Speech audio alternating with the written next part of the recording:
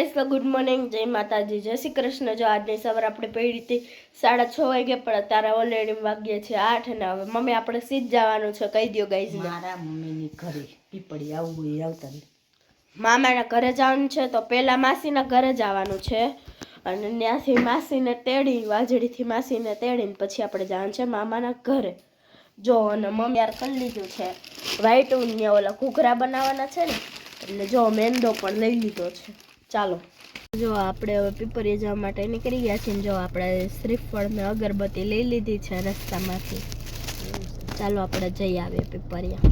તો આપણે પહોંચી ગયા છીએ પીપળિયા, આવી ગયા અમને પીપળિયા। તો આપણે ફાઇનલી તાવાનો પ્રોગ્રામ કરવાનો છે, તાવો બનાવવાનો છે। જો તો આ શાક બની ગયું છે, ધીમા તાપે ચડે છે। ચાપડી નાની વારી રાખી છે ને આપણે સલાડ કટિંગ કરી નાખ્યું છે। તાવો બનાવવો છે એમ ને નાની, ખાવો છે ને તાવો મજાનો સરસ તીખાવો। આપણે જમવાનું થઈ ગયું છે તૈયાર। જમવામાં છે ચાપડી, શાક અને કચુંબર, કાંદા અને પાપડ, અડદિયો મોહનથાળ। ચાલો બધા જમવા માટે। તો આપણે સૂઈ ગયા હતા ને હવે ઉઠી ગયા। નાના પીવે છે ચા પાણી, પી લ્યો નાના ચા પાણી। તો આપણે આવી ગયા છીએ માનસિંહ બાપુની મઢુલીએ।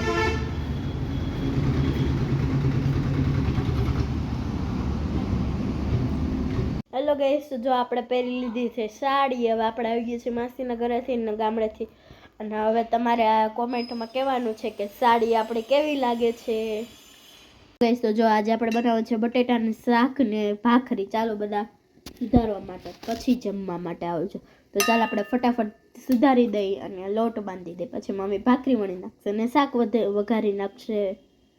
તો આપણે મગાવ્યા છે પાસ્તા ગાઈસ। તો જો તમને આજનો બ્લોગ ગમ્યો હોય તો લાઈક કરી દેજો, શેર કરી દેજો અને સબસ્ક્રાઈબ કરી દેજો, અને તમને આજનો બ્લોગ કેવો લાગ્યો તે કોમેન્ટમાં કહી દેજો। થેન્ક યુ, અને ફોલો પણ કરી દેજો।